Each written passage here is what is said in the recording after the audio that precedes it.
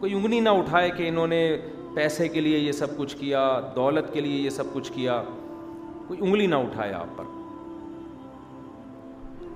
آج علماء پہ انگلیاں اٹھتی ہیں نا, یہ ریوو میں گھومتے ہیں, یہ ویگو میں. کل میں گیا صدر, مجھے کمپیوٹر خریدنا تھا, تو میں چھپڑ میں دکان میں جا کے بیٹھ گیا, تو ایک صاحب آئے اور کہنے لگے, وہ کوئی جماعت المسلمین کے لگ رہے تھے,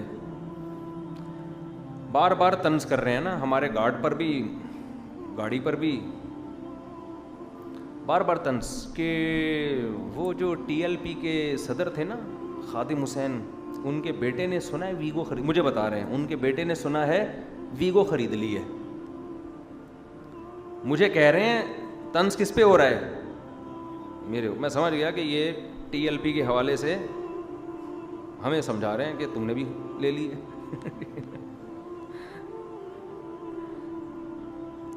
اچھا یہ گاڑی میری ہے بھی نہیں معذرت کے ساتھ, یہ بینک کی گاڑی ہے, ہمیں تو رینٹ پہ ملی ہوئی ہے نا. تو خیر ہے بھی تو کیا کرتا ہوں, تمہیں آپ کو کیا تکلیف ہے. تو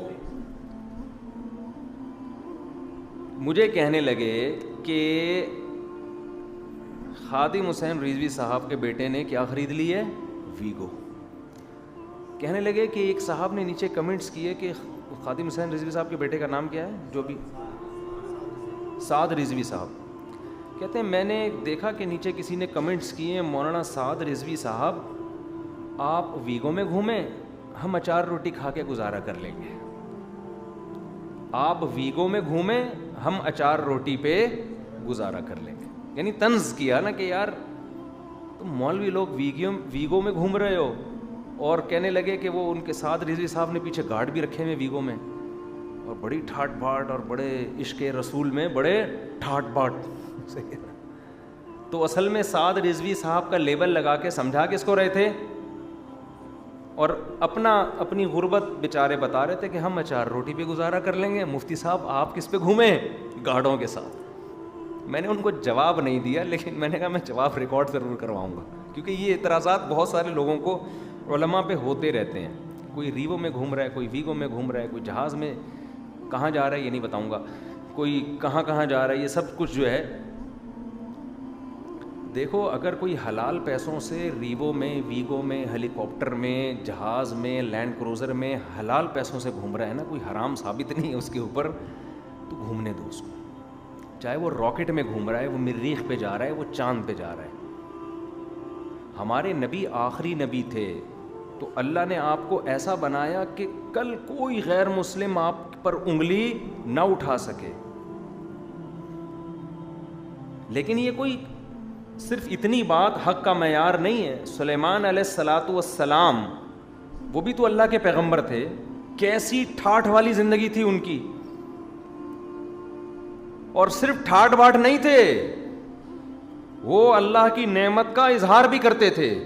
ملکہ سبا کے بارے میں ہدہد نے بتایا کہ ملکہ سبا کا بہت بڑا تخت ہے اور بڑے وسائل ہیں, اور ملکہ سبا نے جب بڑے بڑے مہنگے گفٹ بھیجے نا سلیمان علیہ السلام کے پاس, سلیمان علیہ السلام نے ان گفٹوں کو جو اربوں خربوں روپے کے تھے, ایسا جملہ کہا کہ میری نظر میں ان گفٹوں کی ویلیو 2 ٹکے کی نہیں ہے. ما آتانی اللہ خیر مما آتاکم, ذرا چکر لگا کبھی ہمارے کنٹری, میرے محل میں جو سونے اور چاندی اور جو ہیرے جواہرات ہیں نا, اور میرا تخت ہے, پتہ چلے گا جو اللہ نے مجھے دیا ہے وہ تیرے ان وسائل سے کروڑا گنا بہتر ہے. بل انتم بہدیتکم تفرحون, اور تو اپنے گفٹ پہ جو اترا رہی ہے نا, یہ جو چل رہا ہے کہ میں نے اتنے, اور آپ کا یہ بھرم میں لینے کی کوشش کی ملکہ سبا نے, بھرم میں لینے کی کوشش کی نا, جب میں اتنے مہنگے مہنگے گفٹ بھیجوں گی. سلیمان علیہ السلام کہیں گے بھائی یہ تو بڑی پاورفل ریاست ہے, بھائی ان کی معاشی لحاظ سے بڑے مضبوط ہیں یہ لوگ, بڑی ارب پتی عورت ہے یہ. سلیمان علیہ السلام نے وہ گفٹ سارے واپس کیے, چل ایسے کر کے نا, بیوقوف عورت ہمیں بھرم میں لے رہی ہے. تو اب آپ بتاؤ, بظاہر تو یہ شو بازی لگ رہی ہے نا, لیکن یہ اللہ کے لیے شو بازی تھی, اللہ کے لیے تھی. اس کو بھرم میں, اس پہ بھرم ڈال دیے, الٹا بھرم اسی پہ ریورس کر دیے. کیوں؟ حلال کے ہیں. یہ کس نے دی نعمتیں؟ اللہ نے دی ہیں. تو اس پہ سلیمان علیہ السلام شرمندہ نہیں ہوئے کہ آپ نے مجھے اتنے کروڑ گفٹ دیے. ملکہ سبا میں تو اچار سے روٹی کھا رہا تھا, ٹھیک ہے نا, میں تو بڑی مشکل سے گزارا کر رہا تھا, چلو ہم جیسے لوگوں کا آپ نے بھی کچھ خیال کیا, لیکن کلمہ بھی پڑھ لیں تو آپ کی بڑی نوازش ہوگی. نا نا نا, ارجع الیہم, قاصے سے کہا واپس, یہ بھرم میں لینے کی ہمیں کوشش, تو بھرم تھے تو بھرم ڈالے نا. اور اپنی فوج, اپنی آرمی کے بھی بھرم اس کے اوپر کر دیے. کہا فَلَنَأْتِيَنَّهُمْ بِجُنُودٍ لَّا قِبَلَ لَهُمْ بِهَا, ایسا لشکر لے کے حملہ کروں گا نا, مقابلے کی سکت نہیں ہوگی. کان سے پکڑ کے سب کو ان کے کنٹری سے باہر نکال دوں گا میں. جو کام کہا ہے وہ کر, بندی بن کے چلی آ, ٹھیک ہے نا, اسلام قبول کر, آ کے کلمہ پڑھ, زیادہ ادھر ادھر کی باتیں کرنے کی ضرورت نہیں ہے.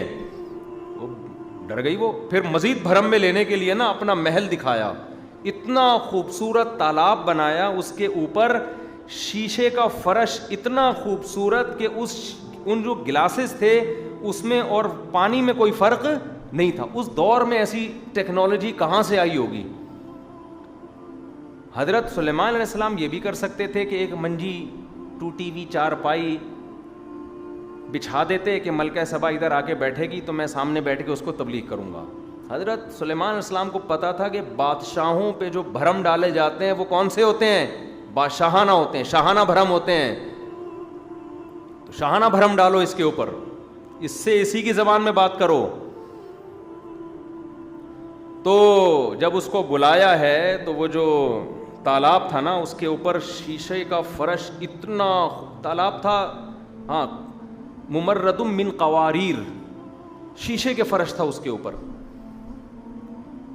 یا محل تھا وہ شیشے کا فرش تھا, تالاب نہیں ہوگا واللہ عالم, لیکن شیشہ اتنا خوبصورت تھا کہ اس میں ایسی لہریں کہ وہ لگ رہا تھا کہ یہ کیا ہے؟ پانی ہے. ملکہ سبا نے اپنے پائنچے اوپر کیے کہ پانی ہے, تو سلیمان علیہ السلام نے بھرم دیکھو کہ یہ پانی نہیں ہے, صرح ممرد من قواریر, یہ شیشے کی پلیٹیں لگی ہوئی ہیں اس کے اوپر. فوراً ملکہ سبا نے کیا کہا؟ ربی انی اسلمت مع سلیمان لرب العالمین, میں سلیمان کے ساتھ رب العالمین پر ایمان لے آئی. دیکھو نہ کوئی توحید کے دلائل دیے ہیں بھائی, بھرم سے ہی مسلمان ہو گئی. بعض کام بھرم سے ہوتے ہیں, سمجھ رہے ہو؟ جیسے میں بار بار کہتا ہوں نا, پاکستان ایٹمی طاقت ہے. اب ہم دنیا پہ اپنے بھرم کے لیے کوئی حوالہ ہے ہمارے پاس؟ ہم دنیا میں اپنی ایک ساکھ دکھانا چاہتے ہیں کہ ہم وہ قوم ہے جن کے یہاں ٹماٹر 400 روپے کلو بکتا ہے. کون عزت کرے گا بھائی؟ بولو. ہم وہ قوم ہیں کہ آدھا ملک سیلاب سے ڈوب گیا, بہت اللہ بچائے, بہت ہی قسمہ پرسی والے حالات ہیں. ہم وہ قوم ہیں کہ گیس استعمال کرو نہیں, بل غلط مینجمنٹ کی وجہ سے 50,000 آئے گا.